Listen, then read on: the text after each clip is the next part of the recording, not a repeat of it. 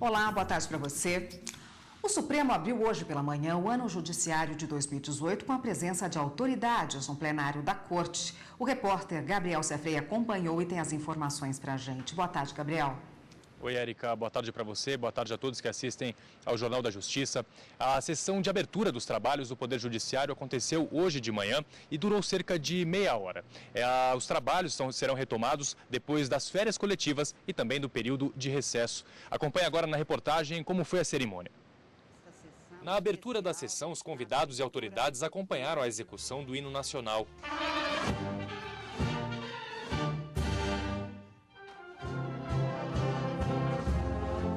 Estavam presentes os 11 ministros da Corte, além de representantes dos poderes. O presidente da República, Michel Temer, os presidentes do Senado e da Câmara, Eunício de Oliveira e Rodrigo Maia, além de representantes da Ordem dos Advogados do Brasil, Ministério Público e órgãos da administração pública. Durante a solenidade, os assuntos em destaque nos discursos das autoridades foram os 30 anos da Constituição Federal, que serão comemorados em outubro deste ano. O respeito às leis, a busca por liberdade, democracia e garantia de justiça para o povo brasileiro. A situação política e econômica do país também marcou os discursos. A abertura dos trabalhos foi feita pela presidente do Supremo Tribunal Federal, ministra Carmen Lúcia. A primeira a falar foi a presidente do Supremo Tribunal Federal, ministra Carmen Lúcia. Ela citou algumas palavras importantes nesse discurso, como liberdade, respeito, superação e também justiça. Destacou a importância da Constituição Federal e das leis na garantia de direitos a todos os brasileiros. Mencionou que todos os cidadãos devem se respeitar. Citou ainda a importância dos juízes para manter a validade e também o respeito às leis vigentes aqui no país. E destacou que 2018 pode ser um ano de mudança para a história do Brasil. Vamos acompanhar alguns trechos, então, da fala da ministra Carmen Lúcia. Civilização constrói-se sempre com respeito às pessoas, que pensem igual ou diferente, que sejam iguais em sua humanidade e diferentes em suas individualidades. Enfim, civilização constrói-se com respeito às leis vigentes que asseguram a liberdade e a igualdade. Se não houver um juiz a proteger a lei para os nossos adversos, não haverá um juiz para nos proteger no que acreditamos ser o nosso direito. Pode-se ser favorável ou desfavorável à decisão judicial pela qual se aplica o direito. Pode-se buscar reformar a decisão judicial pelos meios legais e nos juízos competentes. O que é inadmissível e inaceitável é desacatar a justiça, agravá-la ou agredi-la. Justiça individual fora do direito não é justiça, senão vingança ou ato de força pessoal. Convém e espera-se que cada cidadão brasileiro atue para que a liberdade que a Constituição brasileira assegura seja exercida com a responsabilidade que o viver com o outro impõe. Sem liberdade não há democracia. Sem responsabilidade não há ordem, sem justiça não há paz. Que 2018 seja tempo de superação em nossa dificultosa história, de adiantes e retornos, para que fases mais tristes sejam apenas memórias de dias de tormenta passada. Que não tenhamos de ser lembrados pelo que não fizemos, ou pior, pelo que desfizemos do conquistado social e constitucionalmente. E se mais não conseguirmos, no cumprimento do nosso dever de atender o bem público, que se recordem de nós pelo que conseguimos contribuir para garantir que as conquistas históricas não foram esquecidas, que a Constituição não foi descumprida, que a República não se perdeu em nossas mãos, nem a democracia em nossos ideais e em nossas práticas. O presidente da Ordem dos Advogados do Brasil, Cláudio Lamáquia, e a Procuradora-Geral da República, Raquel Dodge, também se manifestaram no plenário do Supremo Tribunal Federal. O presidente da OAB citou a importância do cumprimento das leis para que o Brasil saia da crise política e econômica. Já a Procuradora mencionou a importância do Supremo Tribunal Federal e do Ministério Público para garantir a justiça a todos os brasileiros. Vamos ver então o que disseram os dois.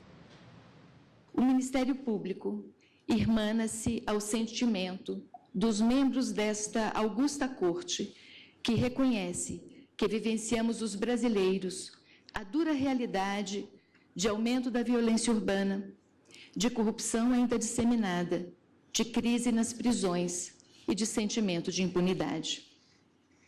A efetividade da justiça é um valor importante para os brasileiros.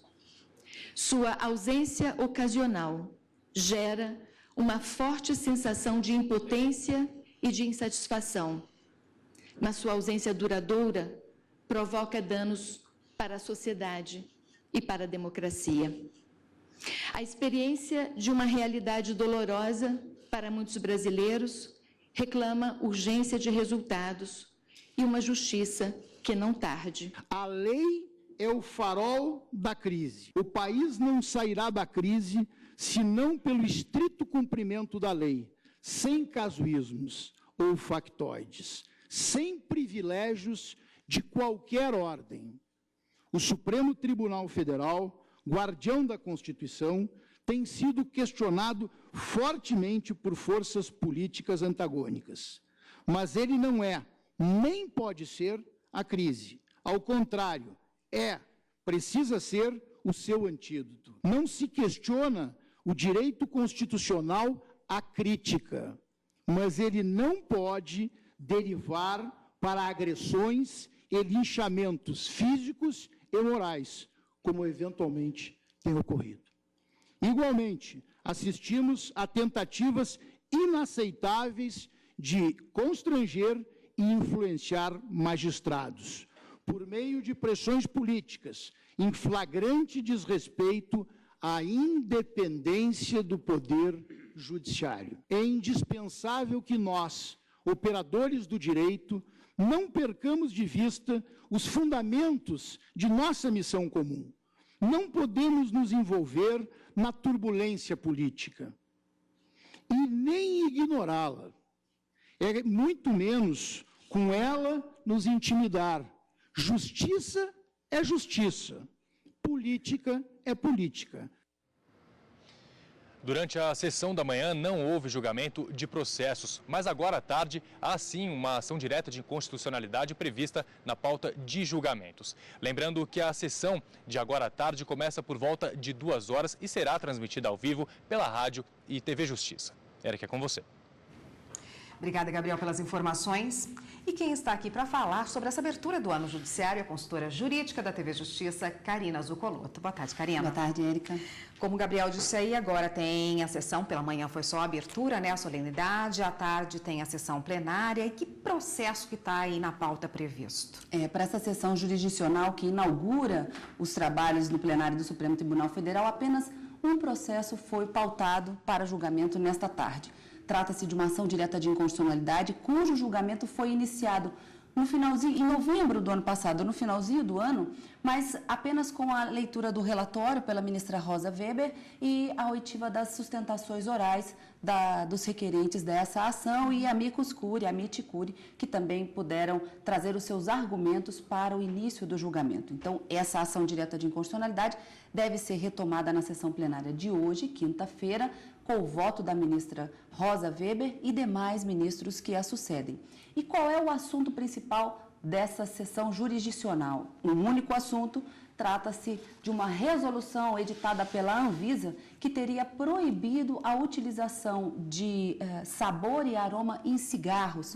A Confederação Nacional da Indústria, autora dessa ação direta de inconstitucionalidade, e questiona, na verdade, busca no Supremo Tribunal Federal uma interpretação conforme da lei que estabeleceu o Sistema Nacional de Vigilância Sanitária, que permite que a Anvisa, a agência reguladora, edite normas para proibir tanto a fabricação como a comercialização de produtos que, de uma certa forma, coloquem em risco iminente a saúde da população. Mas a CNI entende, e esse é o argumento que se traz nessa ação direta de inconstitucionalidade, que a agência, ao proibir a utilização desses sabores nos cigarros ou de aromas que são neles introduzidos, teria extrapolado essa norma que permite essa proibição. Então, que não seria um caso tipicamente de saúde pública, desse risco iminente, mas sim uma usurpação de competência legislativa do Congresso Nacional. Essa proibição para a CNI, autora, mais uma vez eu insisto, dessa ação, seria da competência do Congresso Nacional. E a Anvisa, como agência reguladora, não poderia fazê-lo. Então, vamos aguardar como é que a ministra Rosa vai votar e os demais ministros e como esse julgamento vai se encerrar. Karina, todo ano que se inicia com essa abertura de ano judiciário traz uma série de expectativas. Claro que todos os temas que chegam ao Supremo Tribunal Federal são de extrema importância para o país, mas tem alguns temas que merecem destaque. Quais temas você destacaria que os ministros vão ter que enfrentar esse ano? São vários, como você disse. O ano passado, os ministros se debruçaram sobre vários temas bastante complexos. Alguns tiveram julgamento já iniciado e uma expectativa para a retomada de julgamentos, como esse, por exemplo, da regulamentação da Anvisa, no caso desses sabores e aromas dos cigarros. Mas eu traria, assim, uma expectativa, até mesmo para esse primeiro semestre, uma discussão que foi trazida pelo ministro Luiz Roberto Barroso, num recurso extraordinário que ainda não teve o julgamento iniciado, mas a repercussão geral foi reconhecida em plenário e trata-se da chamada candidatura avulsa para as eleições. No ano passado, os ministros se debruçaram sobre esse recurso extraordinário, na verdade, sobre essa ponderação do ministro Luiz Roberto Barroso, relator do recurso, para que a repercussão geral fosse reconhecida e o tema pudesse ser discutido no plenário, justamente em razão dessas eleições.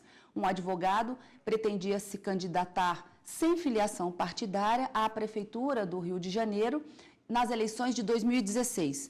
Os tribunais eleitorais negaram essa possibilidade de registro de candidatura porque, pela Constituição Federal, no artigo 14, a filiação partidária é requisito, condição de elegibilidade. Então, no Brasil, hoje, a Constituição exige que, para você ser candidato a algum mandato eletivo, obrigatoriamente tem que estar filiado a um partido político. E ele pretendia justamente essa candidatura avulsa, trazendo consigo argumentos de que o Brasil é signatário de uma Convenção Internacional de Direitos Humanos que prevê a possibilidade de participação em eleições, direito de votar e ser votado, o chamado sufrágio, sem a necessidade de filiação a partido político. Então, essa discussão tem sido travada muito na doutrina e, portanto, o tema, segundo o ministro Luiz Roberto Barroso, merecia uma atenção especial dos ministros. Nesse julgamento, que foi reconhecida a repercussão geral por maioria, alguns ministros ficaram vencidos, foi alegado, inclusive, que haveria uma prejudicialidade desse recurso extraordinário, já que as eleições já haviam acontecido e não havia a menor chance de anular as eleições para que esse candidato pudesse concorrer novamente. Mas o ministro insistiu que o tema, e ainda mais envolvendo o ano de eleição, seria interessante e deveria vir ao plenário do Supremo Tribunal Federal. Esse é um dos vários que podem vir, porque um outro tema também importante é a continuidade do julgamento sobre a prerrogativa de foro em razão da função. A nossa Constituição prevê que determinadas autoridades detentoras de funções ou cargos, até mesmo mandatos eletivos, são processadas e julgadas criminalmente por determinados tribunais e que quando eles deixam esse cargo ou essa função, o processo sai desse tribunal e vai para as instâncias ordinárias. E para evitar esse elevador processual, né, o processo sobe, o processo desce, o ministro Luiz Roberto Barroso, também relator nesse caso, fez uma proposta de voto para que houvesse uma interpretação conforme, para que só pudesse haver a prerrogativa de foro para os crimes cometidos durante o exercício da função ou do mandato, mudando o que hoje, atualmente, acaba sendo o entendimento majoritário. Mas esse julgamento também pode ser retomado ainda esse semestre. O tema eleitoral, como a gente vê aí, vai estar na pauta do Supremo Exatamente. este ano. Obrigada, Karina, por hoje. Agradeço. Até mais. Até.